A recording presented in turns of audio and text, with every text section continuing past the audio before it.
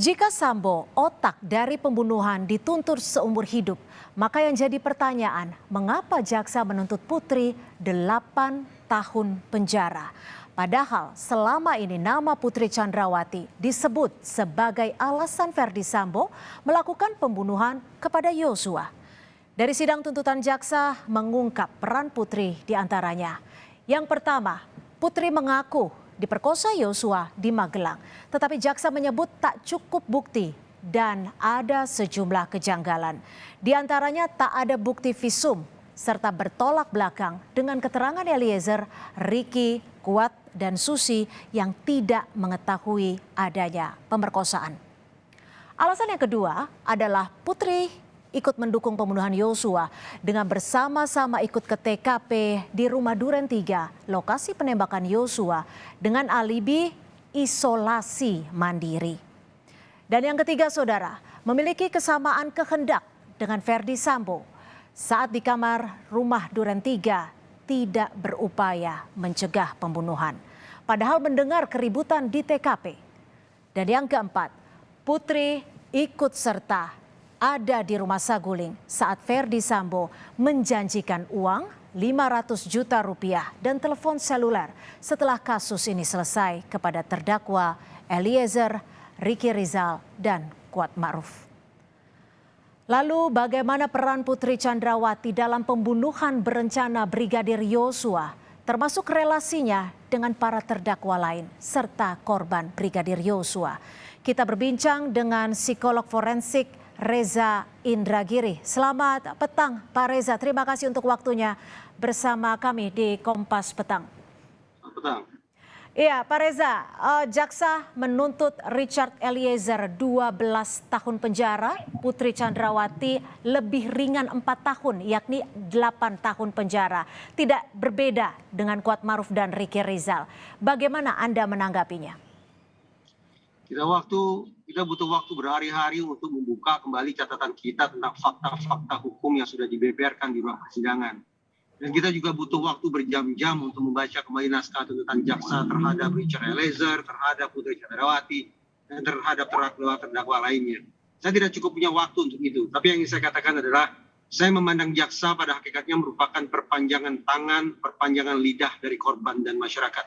Seberapa jauh rasa sakit yang dialami oleh korban, seberapa ketakutan yang dialami atau dirasakan oleh masyarakat itu yang terwakili sepenuhnya dalam proses berpikir dan setiap kerja jaksa penuntut umum. Bahwa pada hari ini jaksa penuntut umum sudah mengajukan tuntutan hukum terhadap masing-masing terdakwa. Pertama sekali menjadi fokus saya adalah terdakwa Putri Chandrawati. Kita hormati kerja jaksa penuntut umum. Tapi lantas pertanyaan besarnya adalah seberapa jauh sesungguhnya jaksa penuntut umum sudah sungguh-sungguh merepresentasikan rasa sakitnya korban, sudah sungguh-sungguh merepresentasikan ketakutan masyarakat. Yang sayang beribu sayang dalam penilaian saya, subjektif memang sungguh-sungguh menurut saya jaksa hari ini tidak benar-benar berhasil merepresentasikan rasa sakit korban dan ketakutan masyarakat itu. Untuk penilaiannya sendiri, menurut Anda apakah 8 tahun penjara ini terlalu rendah untuk Putri Chandrawati? Menurut saya iya, tetapi kompleksitasnya terletak pada rumusan pasal 340 itu sendiri. Mari kita simak bahwa pasal 340 memuat ancaman pidana hukuman mati dan hukuman seumur hidup. Dua ancaman itu menunjukkan kepada kita semua bahwa KUHP memposisikan pembunuhan berencana sebagai kejahatan yang serius. Kejahatan yang tidak boleh dipandang sebelah mata. Tetapi sayang beribu sayang, ada opsi ancaman berikutnya, yaitu berbunyi selama-lamanya 20 tahun. Adanya ancaman selama-lamanya 20 tahun, sudah jelas memberikan ruang bagi jaksa penuntut umum untuk mengajukan tuntutan entah itu 10 tahun, entah itu 5 tahun, entah itu 3 tahun, entah itu 1 tahun, pokoknya selama-lamanya 20 tahun. Nah, jomplangnya atau timpangnya antara opsi yang pertama yaitu hukuman mati, opsi yang kedua hukuman seumur hidup, dan opsi yang ketiga yaitu selama-lamanya 20 tahun itu yang menurut saya memunculkan problem tersendiri. Karena itu saya pandang perlu kiranya apabila dimungkinkan dilakukan revisi terhadap rumusan 340 itu sehingga bunyinya yang lebih tepat adalah menurut saya pidana mati, pidana seumur hidup, atau sekurang-kurangnya 20 tahun. Oke. bukan selama-lamanya 20 tahun. Sekurang-kurangnya 20 tahun. Pak Reza, menurut Anda seperti apa relasi kuasa antara Putri dan terdakwa lainnya dan juga korban? Dan juga peran dari Putri Chandrawati sendiri. Karena jaksa juga menyebut Putri mengetahui ada keributan tapi tidak berupaya untuk melakukan pencegahan.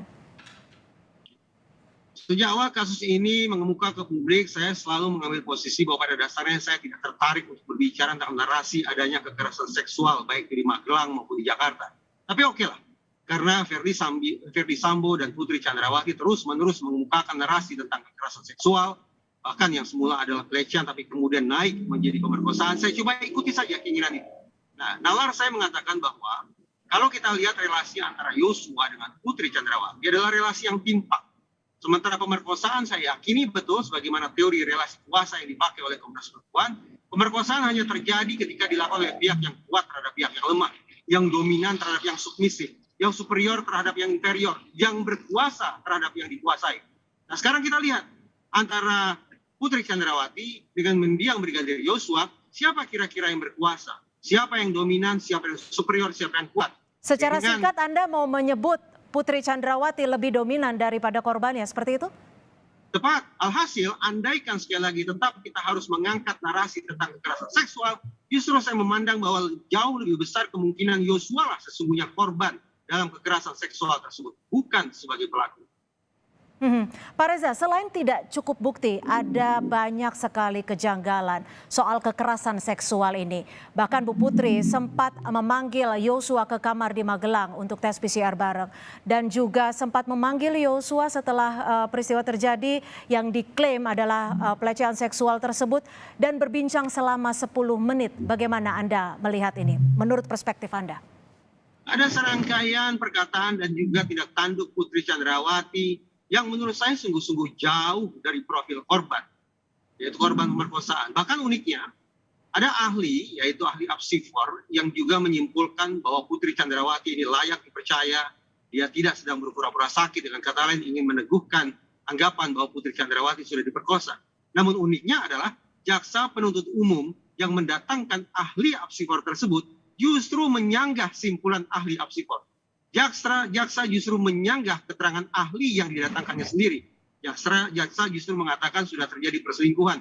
Betapapun saya juga tidak setuju dengan narasi perselingkuhan itu. Tapi pokok yang ingin saya katakan adalah klaim Putri Chandrawati bahwa dia sudah mengalami kekerasan seksual berupa pemerkosaan adalah isapan jempol semata. Itu bukan hanya anggapan kita-kita yang notabene awam ini, tapi bahkan secara eksplisit dikemukakan, dinyatakan oleh jaksa penuntut umum. Oke, Anda menyebut ada relasi kuasa yang cukup besar, dominasi dari Putri Chandrawati kepada Yosua. Menurut Anda, bagaimana seorang Ferdy Sambo relasi kuasa terhadap terdakwa lainnya? Dan juga bagaimana peran Putri Chandrawati? Apakah ia ikut menjadi otak ataupun dalang dari pembunuhan ini? Secara gagah berani, Ferdy Sambo sudah eksplisit mengatakan bahwa tidak ada yang berani pada saya. Itu yang dia katakan. Dengan kata lain, kita tidak sembarangan bicara soal terdakwa ini. Ini bukan terdakwa sembarang terdakwa. Terdakwa yang notabene kita pahami betul sebagai aparat penegak hukum dengan bintang 2 di pundaknya. Kita paham betul bahwa dia adalah polisinya polisi sebagai Kadif Propam. Dan yang kita juga paham betul adalah dia merupakan pimpinan dari satuan tugas elit yang ada di lembaga kepolisian. Dengan 3 status itu, pantas bagi kita untuk secara sederhana, tanpa harus menjadi seorang guru besar sekalipun, memahami adanya pengaruh yang sedemikian dahsyat, tekanan yang tak terelakkan ketika seorang Ferdy Sambo sudah mengeluarkan titahnya. Bagaimana dengan Putri Chandrawati terhadap Sambo terhadap Putri Chandrawati?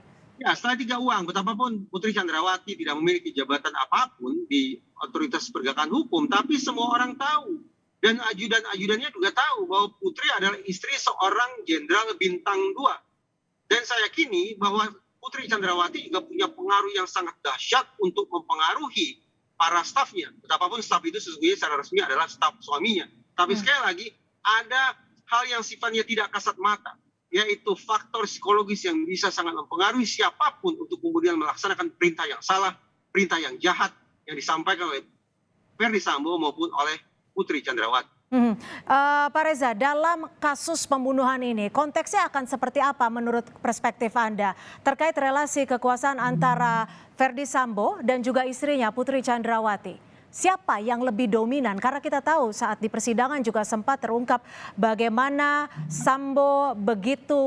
Putri Chandrawati begitu berperan dalam kehidupan Verdi Sambo. Di dalam khazanah psikologi forensik, pelaku kejahatan, dan ini relevan dalam kasus ini, bisa kita pilih ke dalam 4 kategori. Pelaku kategori pertama adalah individu atau pihak yang berkonfrontasi langsung dengan korban, yang melakukan serangan langsung terhadap korban. Pelaku kategori 2 adalah mereka yang tidak berkonfrontasi secara langsung, tetapi berinisiatif menyusun rencana, membangun narasi dusta, dan seterusnya. Dia tidak bersentuhan atau berhadapan-hadapan langsung dengan korban, tapi dialah otak kejahatan tersebut. Pelaku kategori 3 adalah yang tidak berkonfrontasi dan juga tidak menyusun narasi atau perencanaan apapun, tetapi menyediakan sarana dan prasarana, memilihkan tempat kejadian, memilihkan senjata yang digunakan, memilihkan sarung tangan misalnya. Sementara pelaku kategori 4 adalah pelaku yang melakukan obstruction of justice, perintangan penyidikan. Nah sekarang kalau kita hitung di atas kertas, menurut saya Verdi Sambo meraup seluruh kategori tersebut. Verdi Sambo adalah orang yang melakukan eksekusi juga, melakukan penembakan juga terhadap Yosua.